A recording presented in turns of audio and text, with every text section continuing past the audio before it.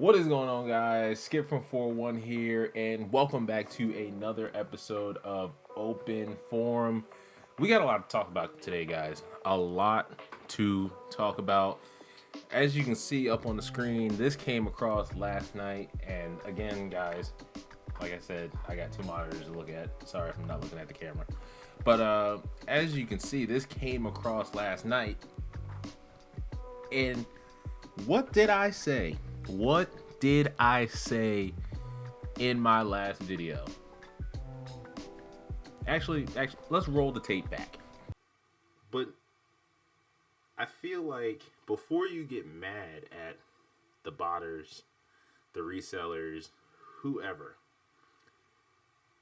you should direct your hate, your dislike, your annoyance, grievances over to Nike. I told you.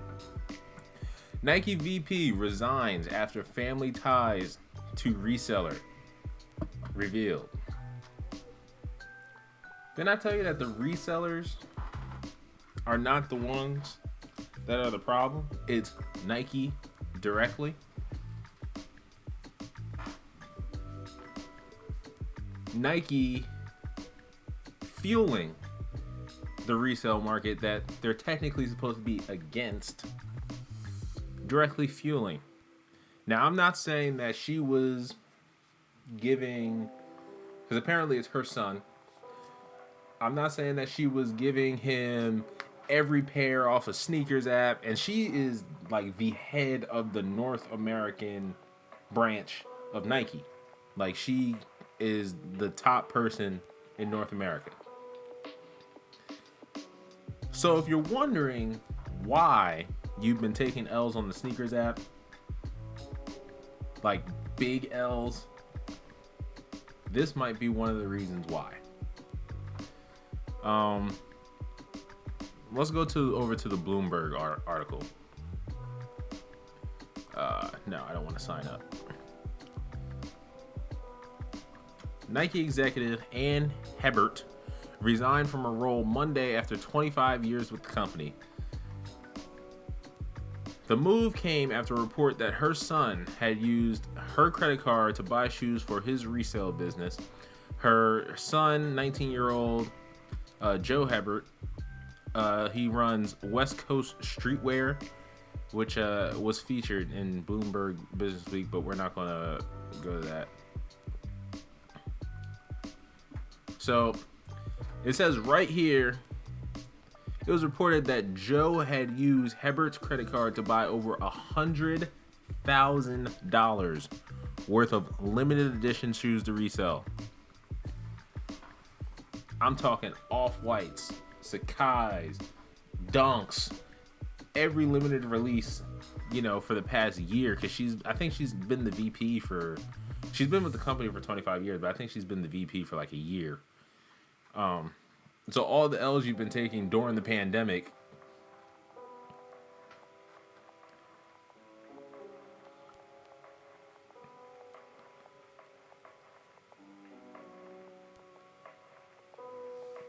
so here I find it interesting that he says in the business, I keep saying Business Insider. Well, we're on Business Insider, but he did a Bloomberg thing. He said his mother had never given him insider information.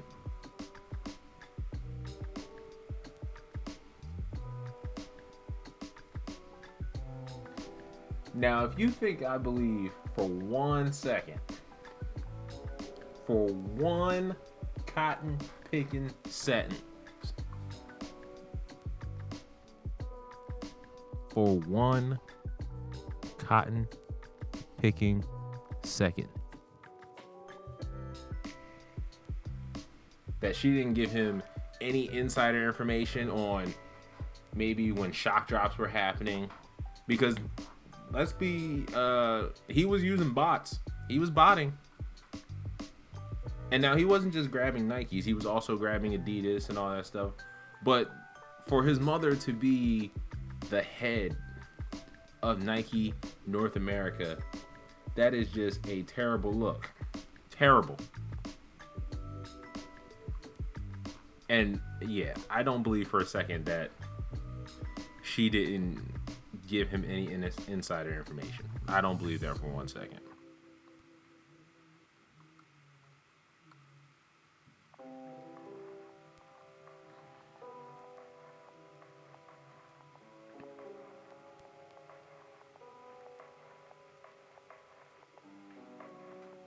Nike is going to announce a new head of North Division shortly. But I think one she left because she wanted to save face. Because I believe that she knew some stuff was really about to come out. That now I'm not saying that she was, taking hundreds of pair out of the stock and, just giving them to her son. Discounts on prices discounts on pairs, because, if he's getting these pairs way under retail, he's making a killing. And that is artificially inflating prices, because as you know, prices over the last year, especially when the pandemic started, during that summer from like May to like September-ish, prices exploded. Shoes that were going for like there's some shoes that were going for like $200-ish, like $20 over retail, and they just exploded to $300, $400, $500. Like the what's that sneaker called? The TikTok shoe. What's the TikTok shoe?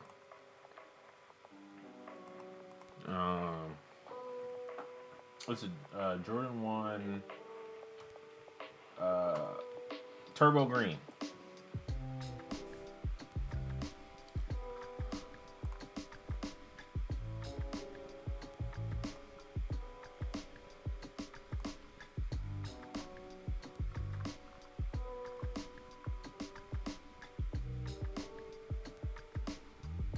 This shoe last year was going for about $214. And then look, it's still like regular Jordan 1 pricing for resale, $279, $290. Okay, it's trending up. Boom, pandemic hits. $295 still. And then the prices just started skyrocketing. Like, it's ridiculous how much this shoe went up. $604. Somebody bought a pair for $659. Like, that I hate to be that guy, because look, you paid $659. Everybody else paid $515, $545, $550. Like, this guy, he got finessed. But prices are just boomed, and then it kind of came down a little bit, but it went up so much because everybody was taking L's. Everybody was taking all these L's on pairs, and the prices just skyrocketed. And this might be a reason why Nike might have been artificially inflating resale. And this video, the video that I made last time, and the video that I'm making today, and the next one I'll make, is going to be a 3-part series, because I'm not done with what I have to say, but I don't want this video to go too long. But if Nike has an incentive to inflate resale, it's called FOMO, fear of missing out. People see a shoe, and it might not be the craziest shoe, and Nike knows what they're doing. So they make sure that they get it on celebrities' feet. They make sure the sneaker is seen, even if it's not the nicest shoe in the world. They make sure that stock is limited. They make sure the stock is limited. Even though we know Nike doesn't sell out of shoes, but they always keep some. But it's limited, fake limited. They let resellers eat up all the pairs. Right? So they get their money from the resellers, because the resellers, they might not be paying retail for these pairs. Not saying that somebody's palms are getting greased. Somebody. But it ensures that Nike sells out every single time, because they know that people know that if they don't hit for retail, they are going to have to pay that resale. So they make it limited, and then they make sure everybody goes for it. Right? Because it's that FOMO. It ensures that they're selling out every time. And people are they say, oh, wow, all these pairs are going for so much money. I need to get in on that action. And it ensures that Nike sells out every single time because of that FOMO. You don't want to be the person who slept on, random Jordan 1 color and it goes for $500. You don't want to be that person that slept on that, because you see those other resale prices that Nike has artificially. It's really sneaker market manipulation, like Robinhood was doing with the stocks, market manipulation. It seems like Nike is doing that. I don't want to say Nike. This is what this Nike VP might have been doing, but honestly, there's no way she was the only one in the company who knew this was going on. They knew. Nike knew. Okay? Big corporation. There's no way that people didn't know that her son was a reseller. And this is why I don't pay resale anymore. I don't pay resale anymore. I paid resale for three, maybe four pairs. Three, maybe four pairs. It was like a pair of Dunks. Two pairs. That was the Supreme Dunks and the Michigan Dunks, because I really wanted those. Fire Red 5s, I really wanted those because Foot Locker totally canceled my order. If I would have known that they would have restocked 40 times since the release. But honestly, I didn't pay that much over retail because there were so many pairs. And the Jordan 3 SE, the All-Star things from last year. But I don't pay resale anymore because of stuff like this. I almost paid $700 because I sold a pair of Mochas and Sakai's and something else. And I was going to use that money to buy a pair of Union 4s. But luckily I have good friends who encouraged me not to pay $700 for a sneaker. And good thing I didn't, because crazy stuff like this, market manipulation from Nike. And again, it's blurry if Nike knew, but I think they did. But yeah, I'm not going to be paying resale, for stuff. Maybe there's like the Topes, they came out. I took my L. It is what it is. Like, I have no interest in paying resale for that shoe. University Blue Ones, they come out on Saturday.